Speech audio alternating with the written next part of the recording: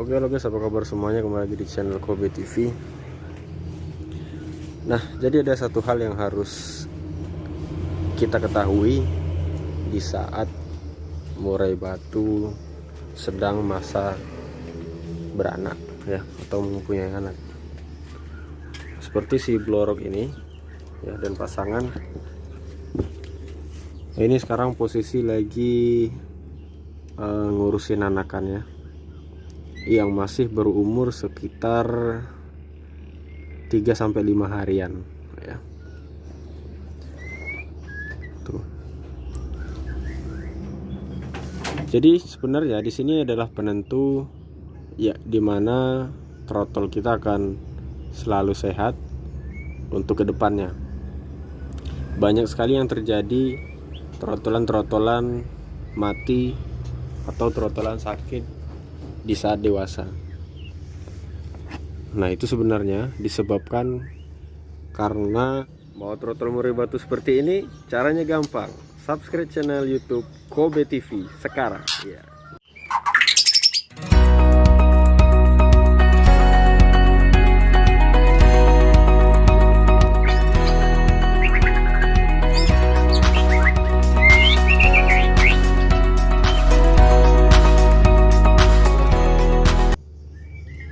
Kekurangannya pakan ataupun air yang kotor ya, sehingga banyak bibit-bibit penyakit yang bersarang di air tersebut. Karena di air tersebut sangat cepat pertumbuhan bibit-bibit penyakit itu ya, apalagi dia untuk anakan atau trotolan yang masih kecil ya, masih disuap. Nah, dan juga pakannya seperti jangkrik, ulat Hongkong, kroto itu juga harus yang segar dan sehat supaya indukan tetap memberi pakanan sehat kepada anakannya ya. Nah, jadi tadi saya kehabisan jangkrik karena jangkrik di sini cukup langkah ya. Jadi tadi untung saja karena saya juga ada janji sebenarnya. Untung saja tadi diantar dapat sedikit ya, walaupun sedikit adalah gitu ya. Kalau nggak dapat ya mungkin saya akan bingung bagaimana untuk ngasih makan murai batu ini besoknya. Kalaupun beli di depot juga ngambilnya sama tempatnya dengan tempat saya ambil ya, peternaknya. Jadi otomatis pasti kosong juga ya. Tapi alhamdulillahnya masih ada, dan anakan pasti nyaman. Karena pada saat tadi sampai itu saya lihat di kotak jangkriknya itu udah kosong makannya. Nah, menandakan kalau dia sudah siang seperti ini udah kosong, berarti anakan sudah mulai tumbuh dewasa, bukan tumbuh besar gitu ya. Jadi porsi makanannya juga lebih banyak dari biasanya. Nah, kemudian mungkin Anda pernah ataupun yang sekarang lagi mengalami, kenapa di saat trotolan masih kecil sehat, kemudian besarnya itu gampang mati atau gampang sakit, dan kadang seperti tidak ada tenaganya. Nah, itu sebenarnya karena rawatan di awal dia menetas ya. Nih, kita langsung ke kandang. Kandangnya agak gelap ya, karena mungkin di saat itu yang pertama Anda tidak mengganti minum ya, tidak mengganti minum. Kalau saya biasanya untuk murai batu yang sedang beranak seperti ini itu bisa 2-3 kali sehari ya, sehari. Mungkin kalau biasanya kalau dia lagi masa kawin atau yang lain itu sehari sekali ya minimal, atau 2 kali sehari ya, tergantung kondisi. Karena murai ini ada yang jorok, ada yang memang pembersih juga gitu ya, kita sesuaikan. Tapi kalau dia punya anak itu wajib kita bersihkan terus ya. ganti terus airnya. Nih harus bening terus seperti ini. Dan juga pakannya juga harus jangan ketinggalan ya. Jangan sekali-sekali indukan kelaparan ataupun anakan kelaparan. Nah, karena di saat itulah trotolan menjadi gampang sakit dan gampang terkena penyakit ya. Sama aja sih ya, gampang, maksud saya gampang dihajar oleh penyakit-penyakit dan virus-virus ya. Nah, maka dari itu pakan ini nggak boleh tinggal ya. Pakannya apa? Pakannya bebas sebenarnya, yang penting jangan ketinggalan. Yang penting itu wajib jangkrik jangan sampai ketinggalan. Tapi jangkrik yang kecil, jangan yang besar.